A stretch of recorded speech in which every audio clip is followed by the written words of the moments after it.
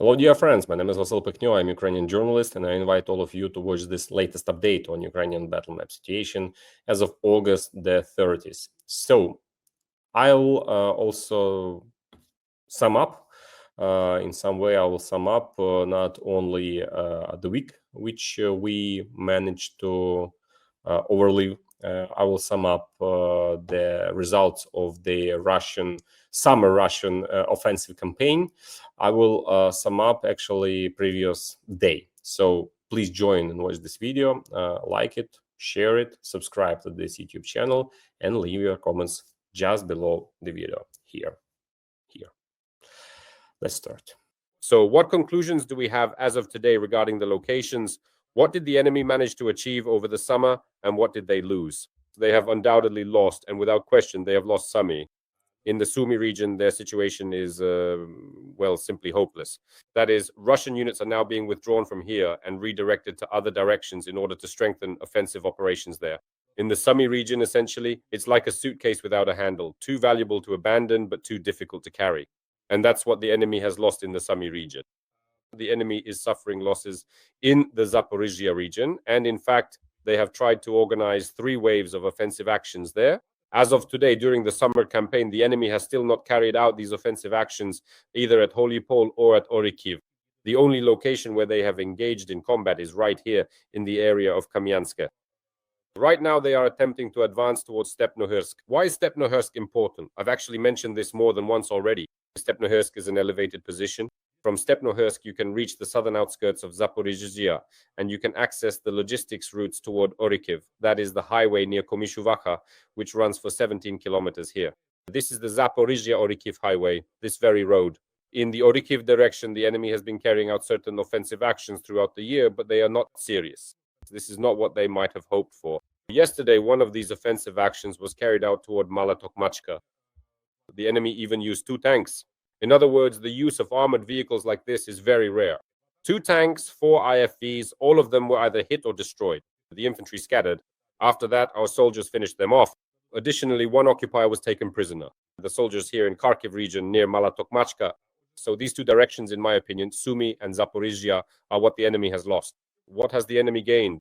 The enemy actually hasn't managed, by the way, to either lose or gain anything in the Pokrovsk direction, because the situation here, even despite, say, the Dobropilya breakthrough by the enemy, and even though the enemy is now trying to ramp up its activity, particularly through the use of aviation on Belozersk, Dobropilya, and Belitske, these are the 3 points where their air force is operating very actively.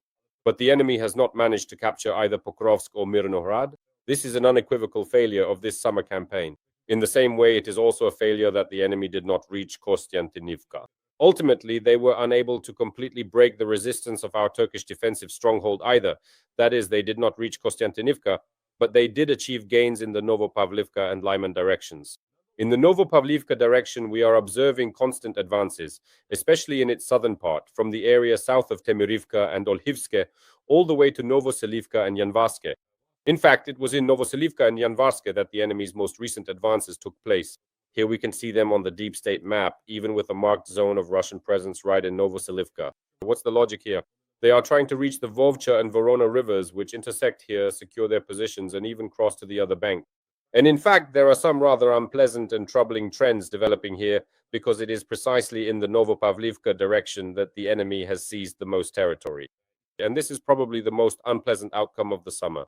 If we look at how the map looked here in the area from Vuhledar and Kurakov up to today, at the beginning of summer, let's scroll back to June 1st, you can actually see that the enemy managed to seize quite a large chunk of territory here, essentially reaching the border of Dnipropetrovsk region and in some places even crossing it. It's actually quite a significant strip. And by the way, these events happened here because at one time a newly formed corps was redirected to this area. Well, the core system, although it is showing some glimmers of hope, is still generally difficult to manage in such a complicated situation. And it is precisely in the Novopavlivka direction that, unfortunately, we suffered the greatest territorial losses over the summer. This is something that can already be stated as of today. This is, so to speak, an undeniable reality. The second direction, where the enemy has created tactical prerequisites for further active operations during the ongoing autumn campaign, is the Lyman front. And here, today, I will focus on it in more detail because you can see these advances in the area of Andriivka and Novoselivka on the Lyman front. First, the summary. The battles for Siversk are, well, relentless. The enemy is now pressing Siversk from 3 locations.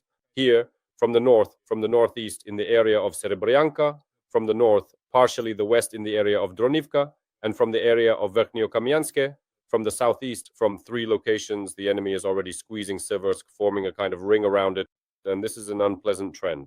That is, considering that bridgeheads are also being established now for an advance on Yempil.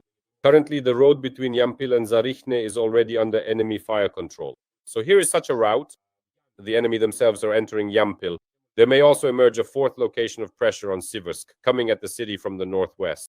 Accordingly, it is quite likely that throughout the autumn campaign, we will be talking a lot about this particular settlement, specifically about Siversk. In the same way, it is quite likely that we will also be talking about Lyman. Why? Here, we need to open a satellite map on a resource that basically allows us to analyze it on our own maps. This is deep state in order to understand where the logistics routes connecting the city of Lyman in the north of Donetsk region run. So the satellite image allows us to see this clearly. The city of Lyman, here it is, the city of Lyman. I'm highlighting it, let's say, in blue as our controlled area. Here is Lyman, and roads branch out from it. And there aren't objectively many roads here.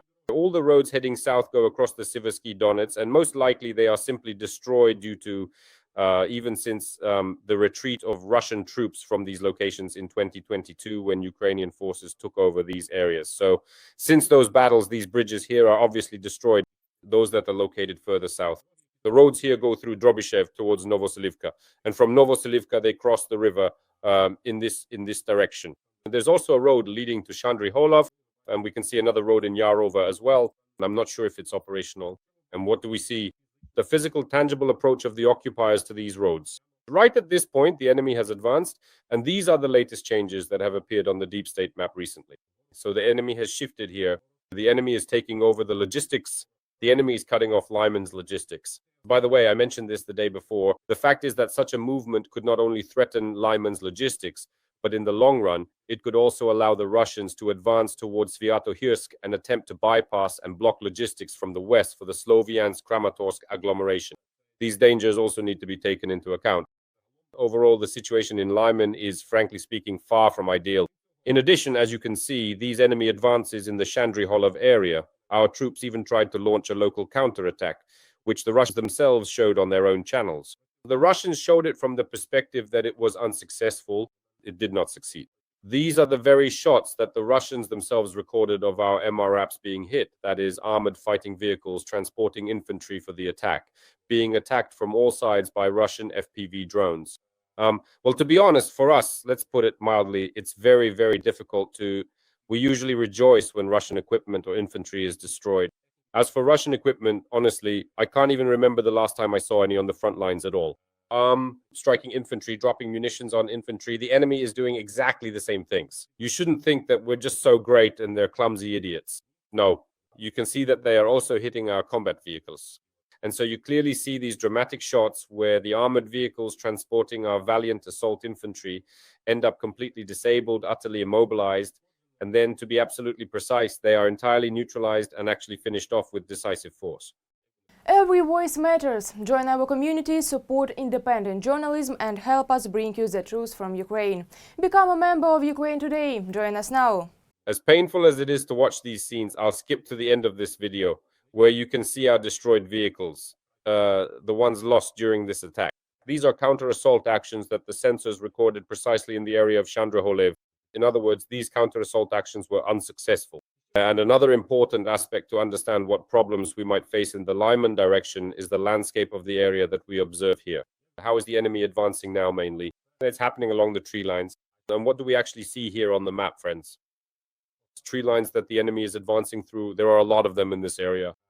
And along these tree lines, the infantry can keep moving forward and advancing, creating further problems for us. So this is undoubtedly a trend that is quite negative and dangerous for the Lyman direction, considering that these infantrymen, well, actually, you can even observe them yourself. I'll turn off this image. How is the enemy advancing?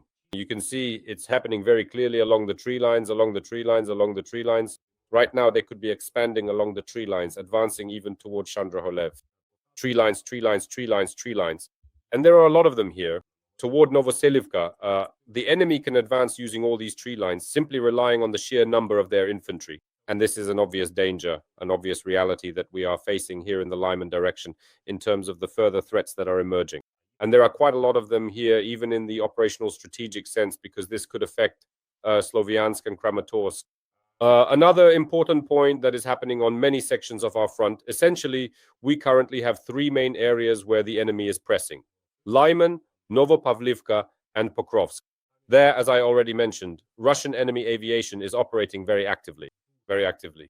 But today, August 30th, is Aviation Day, which is celebrated by the Air Force of the Armed Forces of Ukraine.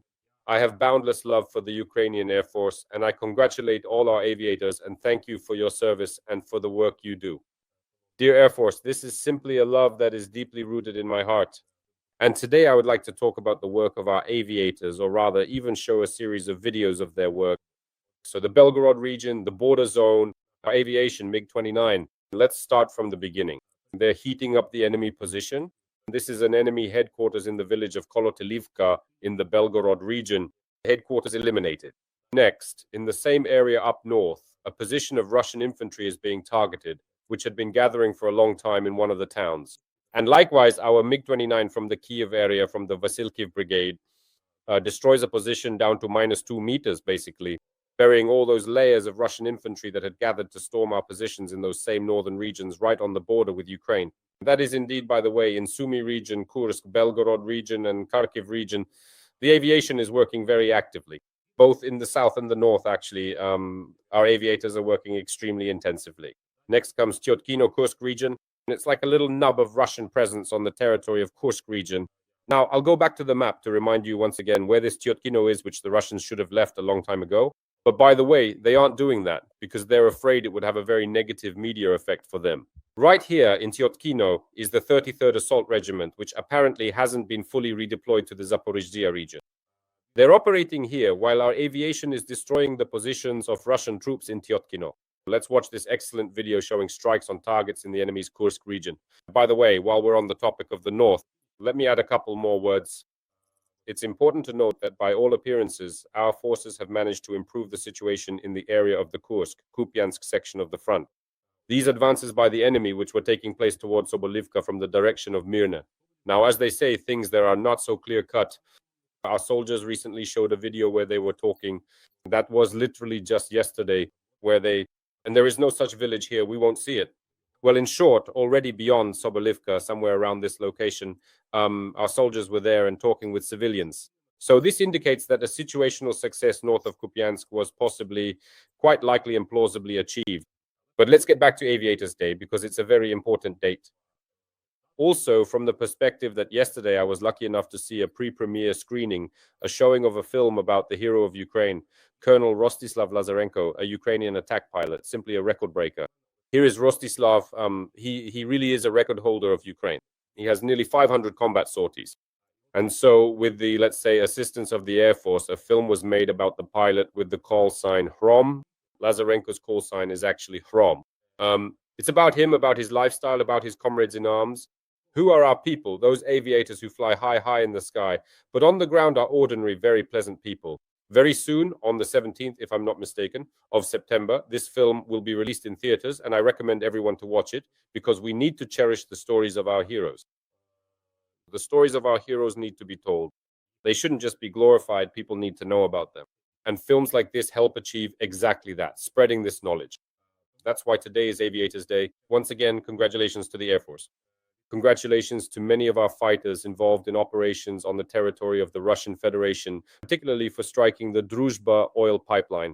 Another action in this episode, which was officially confirmed yesterday regarding the strike near the settlement of Klintsy. There is a village there. The village is called Naitopovichi in the Bryansk region, where in Klintsy, this facility, which could pump up to 10.5 million tons of oil per year, was struck. So, the Hungarians can say whatever they want, but the forces of unmanned systems, the special operations forces of the Security Service of Ukraine, the missile troops, and the artillery, in synergy, these four defense structures have already delivered a third strike, as a result of which a fire broke out at this location. An excellent result, in my opinion, but probably the main outcome of the summer, which is worth highlighting. are the words of the Russian Minister of Defense, Andrei Belousov, spoken yesterday. I suggest we listen to them and then draw a conclusion together as a group. Let's go. To ensure and conduct offensive operations, troop reinforcement remains necessary. Work in this area is progressing successfully. This year, we have increased the recruitment plan for contract military service. Overall, the recruitment targets are being met. One could be a bit disingenuous here about the Russian infantry recruitment plans, but the objective reality is that the Russians are not experiencing a severe shortage of infantrymen. But the very fact, as Belousov says at the beginning, is to ensure further advancement. You know what that means? You do. It means that the Russians are not even considering stopping in the course of this war. Unfortunately, that's the reality. No matter what happens on the political track, the situation on the battlefield requires us to think differently because the fighting continues. At the very least, they are already gradually shifting into an autumn offensive campaign. On that note, I'll wrap up today's review. Thank you, friends, for your attention. Take care of yourselves. All the best and see you next time.